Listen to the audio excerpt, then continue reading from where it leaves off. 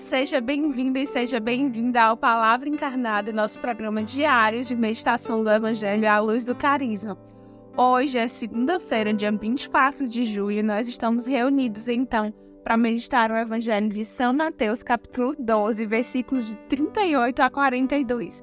Mas antes de prosseguir com a leitura desse trecho do Evangelho, vamos afirmar que nós estamos reunidos em nome do Pai, do Filho e do Espírito Santo, e vamos juntos, onde quer que nós estamos, clamar para que o Espírito Santo conduza esse momento de leitura e de reflexão, fazendo com que cada palavra aqui dita possa se tornar uma semente que frutificará no nosso coração, na nossa vida comunitária, na nossa família, no nosso apostolado. Vamos então à leitura do Evangelho. Naquele tempo, alguns mestres da lei e fariseus disseram a Jesus: Mestre, queremos ver um sinal realizado por ti. Jesus respondeu-lhes: Uma geração má e adúltera busca um sinal, mas nenhum sinal lhe será dado, a não ser o sinal do profeta Jonas. Com efeito, assim como Jonas esteve 3 dias e 3 noites no ventre da baleia, assim também o Filho do Homem estará 3 dias e 3 noites no seio da terra. No dia do juízo, os habitantes de Nínive se levantarão contra essa geração e a condenarão, porque se converteram diante da pregação de Jonas. E aqui está quem é maior do que Jonas. No dia do juízo, a rainha do sul se levantará contra essa geração e a condenará, porque veio dos confins da terra para ouvir a sabedoria de Salomão. E aqui está quem é maior do que Salomão. Palavra da salvação, glória a vós, Senhor.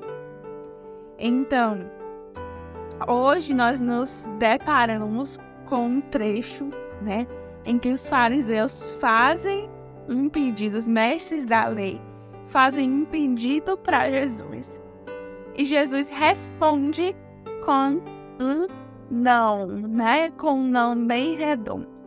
Os fariseus pedem um sinal e Jesus responde não. A gente pode pensar que essa conversa, a conversa desses homens com Jesus é uma oração. É um momento de oração quando você fala com Deus, E eles pediam uma coisa, eles pediam um sinal. E Jesus disse que não vai dar o sinal. E a gente pode pensar assim, poxa, mas, por que Jesus não vai dar um sinal? Na verdade, meus irmãos, Jesus já havia dado sinais. Muitos.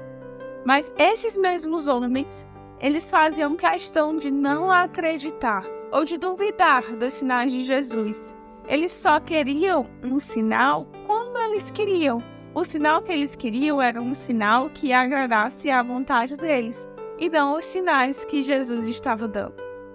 E essa meditação traz para a gente a necessidade de nós também refletirmos. Será que nós estamos sendo como os ninivitas, que apesar de um povo cheio de pecado, cheio de culpa, inclusive, é um povo que acredita nos sinais, por menores que eles sejam, e se converte? Acreditar nos sinais não é simplesmente dizer, acredito que isso aconteceu, mas é tocar aquele milagre e aquele milagre gerar em nós conversão, gerar em nós vida nova. Os sinais, eles não existem simplesmente para que Jesus diga, eu posso muitas coisas, eu faço muitas coisas, ou para que Deus diga, sou um Deus de milagres super poderoso. Os sinais, os milagres, essas coisas mais extraordinárias, elas existem exatamente para que a gente creia. E para que essa nossa conversão, ela gere atos de reparação, atos de amor a Deus, atos de amor ao próximo. Ou seja, para que por meio dos sinais a gente se converta verdadeiramente. Só que a gente precisa entender que nós corremos o risco de fazermos uma oração falsa, uma oração como essa dos fariseus, como essa dos mestres da lei de hoje. Uma oração que pede algo para Jesus, mas na verdade o que é o seu interesse próprio. E a gente precisa tomar cuidado de não sermos nós pessoas que sim rezam, que sim têm uma rotina e uma vida de oração. Mas será que eu não estou sendo hipócrita como esses homens que hoje pediam a Jesus um sinal para agradar o seu bel prazer? Será que nós somos aqueles que queremos e dizemos que vivemos as Escrituras e fazemos até a lete divina e ouvimos aqui o Palavra Encarnada, mas no fundo, o que a gente quer é adaptar o Evangelho para o nosso bel prazer. E aí a gente só decora o que é bom para nós. O que não é, a gente descarta. A gente vive a parte do Evangelho que a gente se agrada. O que a gente não se agrada tanto, a gente deixa ali de lado e faz de conta que não existe. Será que nós não corremos o risco de sermos pessoas que de fato vivemos os direcionamentos no sentido de irmos à missa, de comungarmos, de nos confessarmos, de rezarmos tantos terços por semana, por dia, mas talvez nós somos ímpios e pecadores porque nós não estamos plenamente convertidos e nós fazemos isso por soberba, por orgulho. Será que nós não corremos o risco de sermos pessoas que estão, talvez, você que é irmão acolhido, você está dentro de uma vida, você não caiu, você não usou nada, você continua dentro da casa, mas será que o seu coração está limpo? Será que de fato você não tem nutrido e alimentado o seu coração com sentimentos, ouvindo coisas, fazendo conversinhas paralelas que acabam alimentando o seu coração de coisas ruins?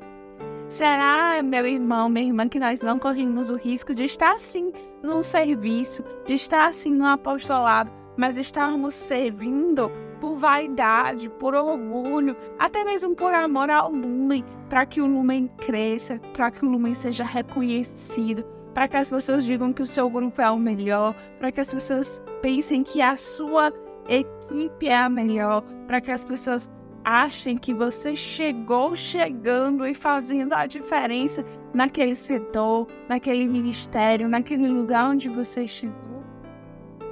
Será que é isso que Deus quer de nós? Ou será que Deus quer um coração que ama? Um coração que, como a Rainha do Sul, não entendia bem, mas desceu, se fez humilde, pequeno e disse: Senhor, eu estou aqui por amor a Ti. Eu não quero sinais, eu não quero ponto, eu não quero reconhecimento. Eu quero a Tua vontade, nua, crua, verdadeira. Só a Tua vontade, Senhor, só a Tua vontade. E o resto que veio por acréscimo. Será que nós temos esse coração que é pobre, despojado e que ama apesar e acima de todas as coisas? Ou será que nós continuamos nutrindo certa vaidade? E aí nós corremos o risco de sermos fajuntamente santos, porque na verdade o nosso coração está corroído. E esse pecado ele pode acontecer dentro mesmo da igreja. Há poucos dias nós estávamos numa reunião e nos era falado que o próprio São Francisco disse que correu o risco, de viver esse pecado, porque ele dizia que queria ser mártir, que queria ter sua vida doada, mas por quê? Porque ele queria ser aquele que doou tudo para Cristo. Era tanta vaidade e orgulho que, por mais que fosse um sacrifício da vida, era um sacrifício que não seria aceito pelo coração de Deus. Deus queria outra coisa dele. Então, o sacrifício verdadeiro é viver aquilo que Deus quer de nós, que às vezes é escondido, que tantas vezes é pequeno.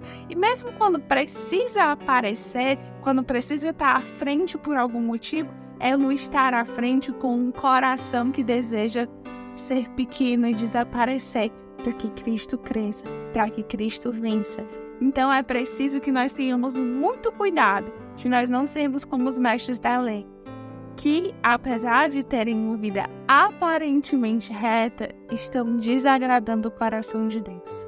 Meu irmão, minha irmã, como tem estado o seu coração? Reavalie como tem sido a sua oração, como tem sido o seu serviço, quem tem sido o seu Senhor. quem tem sido o centro de todas essas coisas. Que Deus nos abençoe e nos ajude a seguir firmes nesse caminho, escolhendo o abaixamento e escolhendo amar. Aquele amor que não deseja nada em troca, o amor verdadeiro.